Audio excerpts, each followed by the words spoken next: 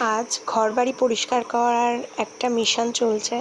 যেমন ঘরে ঝুল পড়েছিল সেগুলো পরিষ্কার করলাম, বোতলগুলো পরিষ্কার করব, জলের ড্রামগুলো পরিষ্কার করব, আর বাদবাকি সমস্ত কাজ করব। কিন্তু আজকে কুকিং ভিডিও দেখাবো না, কারণ ওটাতে আমি খুব আজকে ব্যস্তর মধ্যে তাড়াহুড়োতে রান্না করব। নমস্কার, আমি প্রতিমা রূপস্বরূপ ফ্যামিলি ব্লগ থেকে আপনাদের সবাইকে সুস্বাগতম। বোতলগুলো এই যে পরিষ্কার করে দিদিকে দিয়ে দিলাম জল ভরার জন্য। এখানে ড্রামের মধ্যে আমি একটু ওই বড়ি পাউডার দিয়েছি, ওই কী যেন একটা পাউডার পাওয়া যায় পরিষ্কার করার জন্য, নামটা আমার মনে পড়ছে না। আর তারপরে ওপরটা আমি একদম থালা বাসন মাজা সাবান দিয়ে স্কচব্রাইট দিয়ে মেজে পরিষ্কার করে নিলাম।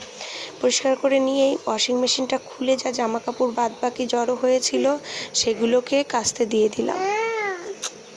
আমাদের আবার টপ ফ্লোরের ওয়াশিং মেশিন, আমি এরিয়ালের এই লিকুইডটা দিয়ে জামা কাপড় কাচি।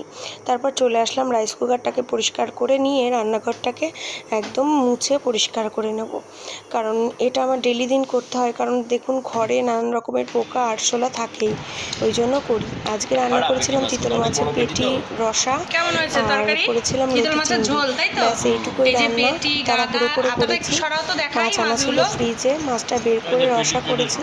আর চিংড়ি মাছ আনা ছিল, লতিটাই শুধু কাটতে আমার যা সময় লেগেছে। লতি চিংড়ি একদম এগুলো রান্না করে নিয়ে সবাইকে খেতে দিয়ে দিলাম। মাছটা কেমন বলছি কেমন হয়েছে, ও বলছে বিশাল হয়েছে, খুব সুন্দর হয়েছে। সন্ধ্যাবেলাতে আজকে রাত্রেবেলাতে আজকে রান্না করতে ইচ্ছা করছিল না, শরীরটা খুব খারাপ লাগছিল, জন্য চাউমিন করেছি।